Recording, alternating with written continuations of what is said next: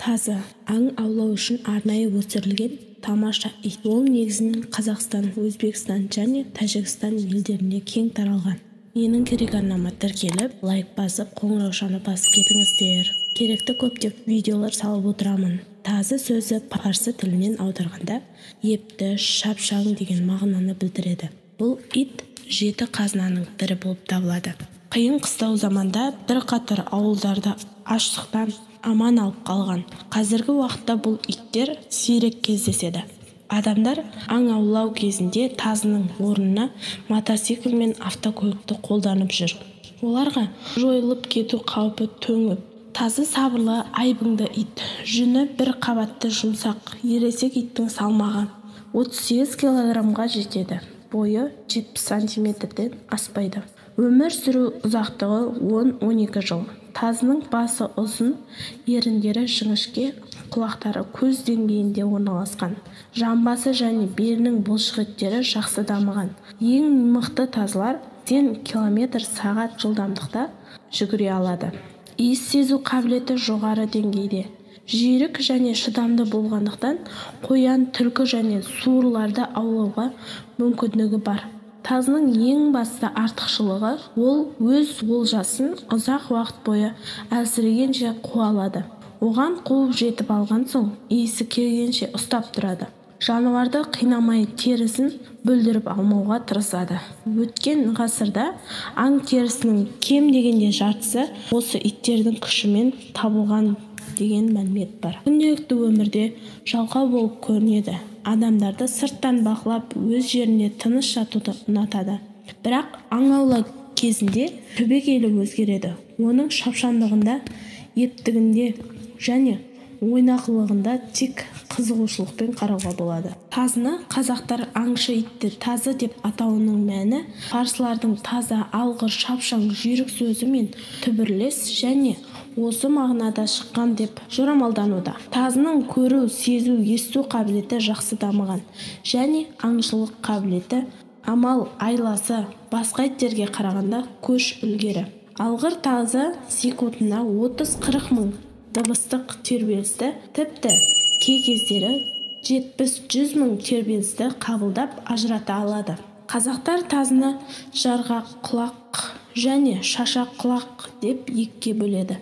Бұл тұқымына қарай құмай тазы, құны тазы, дүрегей тазы, қайың қаптал тазы деп қарастырған. Соңғысы қасқыр алатын тазыларға тән атау. Сондай-ақ біздегі тазылар таралу аймағына байланысты Самарқан тазысы, жем бойы немесе Атыраулық тазы, Сібір тазысы, Түркістан тазысы сынды атаулыларға ие.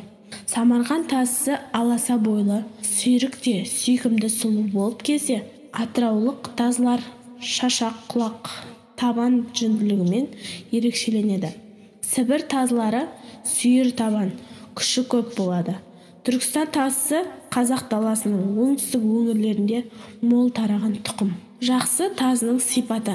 Қазақ тазысы бітімі сидаң, жүні сұйық, танауы үшкіл, құлағы делдең, жоны дөңес, басы ұзын, сопақша, жанары өткір, мойны қысқалау, жауырыны жалпақ, кеудесі кең әрі омыраулы, салқы төс, арқасы түзу, қарны қабысқан, аяқтары сіңірлі, буындары адырайған, шынтағы сыртына қарай ойысты, тырнақтары өткір, саусақтарының арасы үлпілдек, жүнді, артқы жағы шалқақ, табаны жалпақ, түр-түсі әрқилы болып келеді. Тазыны баптап баулау.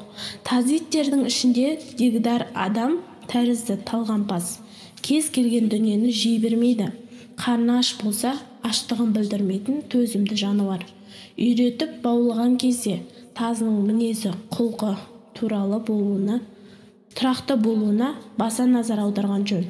Тазыны жастай үйреткен дұрыс. Өйткені 1 айлық күшіктің өзінде тазыға тән белгілері біліне бастайды.